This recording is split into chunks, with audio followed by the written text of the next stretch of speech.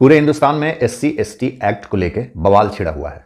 एक तो ऐसे ही एससी एसटी एक्ट के फर्जीवाड़े से आम लोग त्रस्त थे, वहीं सरकार ने बढ़ चढ़कर इसे और दर्दनाक बना दिया है।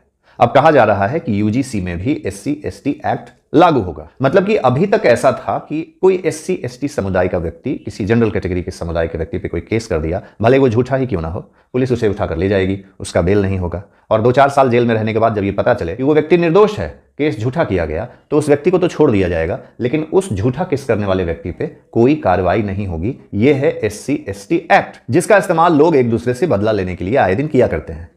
अब इस सामाजिक स्पृश्यता और भेदभाव को बढ़ाने वाले एक्ट में एक और चीज ऐड ऑन कर दी गई है।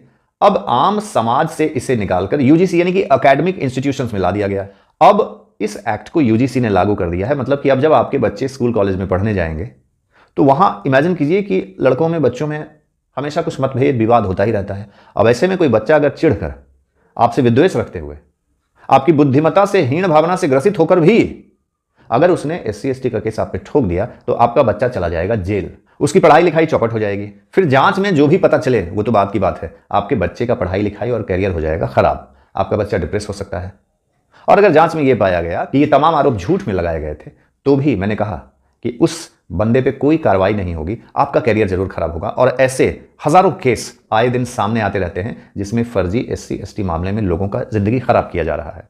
अब अगर आपको किसी को ब्लैकमेल करना है, आपकी बहन बेटियों को जलील करना है, तो हो सकता है कि आपके घर के किसी सदस्य पर एससी एसटी एक्ट कर दिया जाए और आपकी बहन बेटियों को मजबूर किया जाए कॉम्प्रोमाइज करने के लिए। अपने भाई को, अपने बेटे को, अपने बाप को बचाने के लिए आपके घर की बहन बेटी पता नहीं कौन सा कॉम्प्रोमाइज करने के लिए उन्हें विवश होना पड़े, यह हम आप नहीं जानते।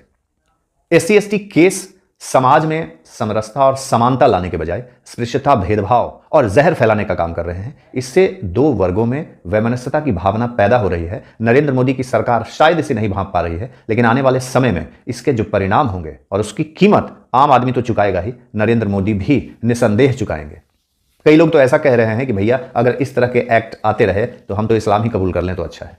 एससी एसटी को समानता देना, उन्हें सम्मान देना, समाज में सबको एक समान ट्रीट करने का यह मतलब नहीं है कि एक खास वर्ग को आप जकड़ दें, कैद कर दें। यह आप समानता नहीं बल्कि असमानता का पुनः बीज बो रहे हैं, जिससे कि समाज में जातिगत भेदभाव और स्पृश्यता फैलेगी। एससी एसटी केस के नाम पे आए दिन लोग ब्लैकमेल हो रहे हैं, आम आदमी सफर कर रहा है, लेकिन सरकार बेसुध है और बढ़ चढ़कर वोट बैंक की राजनीति के खातिर इसे अब इंस्टीट्यूशंस में भी इंप्लीमेंट कर रहा है। एससी एसटी एक्ट पे आपकी क्या राय है, कमेंट करके जरूर बताइएगा। वीडियो पसंद आए तो शेयर कीजिए, चैनल को सब्सक्राइब करना मत भूलिएगा।